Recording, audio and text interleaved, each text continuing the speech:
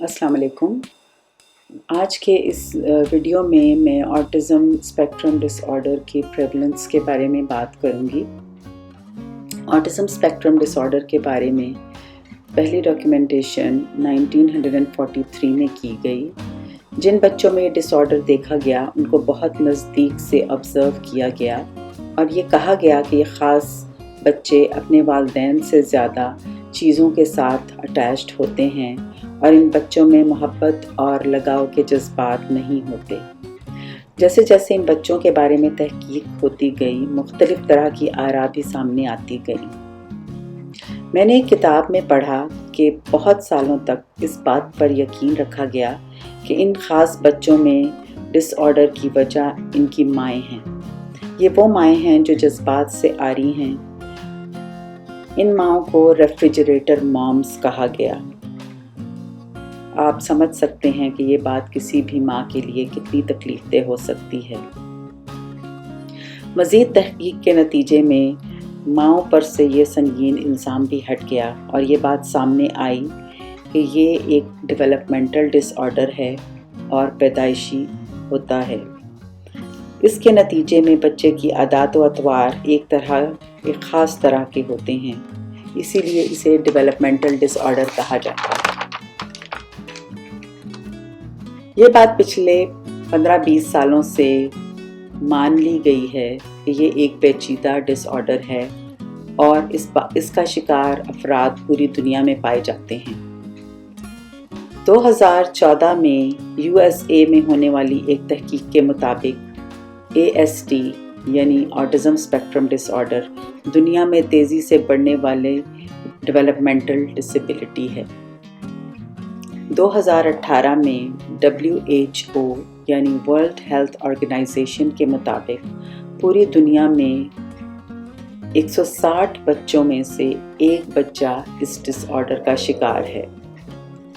2018 में centre for disease control USA के मुताबिक 59 बच्चों में से एक बच्चा ASD के साथ पैदा होता है।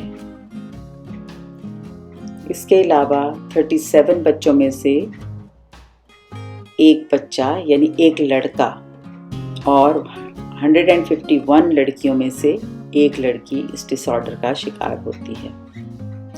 2019 में अब तक ये डेटा 49 में से एक बच्चे तक पहुंच चुका है। यहाँ पर मैं ये बात भी शामिल करना चाहूँगी कि इस डिसऑर्डर की वजह से वालिदैन पर फाइनेंशियल बर्डन यानी इक़्तिसादी बोझ बहुत बढ़ जाता है। ASD का शिकार बच्चों के वालिदैन पर ये इजाफी बोझ दुनिया में एक जैसा ही है। इसके अलावा इस इक़्तिसादी बोझ के साथ साथ ज़हनी दबाव का बोझ भी बहुत से वालिदैन में पाया जाता है। जब मैं इक़्तिसादी बोझ की बात करती हूँ तो इससे मेरी मुराद मुख्तलिफ़ इक़साम की थेरेपीज़ हैं जो इन बच्चों के लिए बहुत ज़रूरी हैं। इनमें ऑक्यूपेशनल थेरेपी, स्पीच थेरेपी और ABA सरे फहरिस्त हैं। इसके साथ साथ घर से बाहर काम करने वाली ख़वातीन को भी अक्सर औक़ात अपने करियर की कुर्बानी देना पड़ती है ताकि वो अपने बच्चे की बेहतर परवरिश कर सकें और उसकी थेरेपीज़ के लिए उनके साथ रह सकें।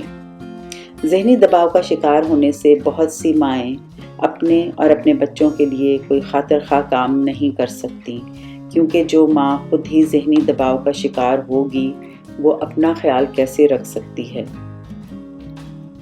ASD का शिकार बच्चों की माँओं का अपना ख्याल रखना इंतहाई ज़रूरी है, बल्कि मैं तो यही कहूँगी कि किसी भी स्पेशल नीड्स माँ के लिए अपना ख्याल रखना सबसे ज़्यादा अहम है, क्योंकि अपना ख्याल रखे बगैर आप दूसरों का ख्याल नहीं रख सकते, और ख़ास तौर पर ऐसे बच्चों का जो ज़्यादातर अपनी माँ पर इन्हिसार करते हैं।